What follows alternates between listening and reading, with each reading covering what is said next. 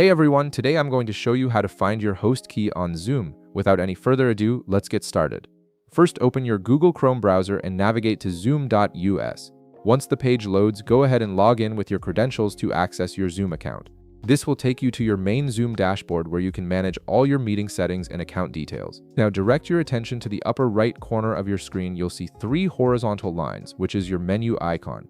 Tap on this icon to reveal a drop-down menu with various account options. This menu gives you access to important features and settings that control how your Zoom account functions. From the drop-down menu that appears, look towards the bottom right and tap on My Profile. This section contains all your personal account information and security settings, including the host key you're looking for. Your profile is where Zoom stores essential details that help you manage and secure your meetings.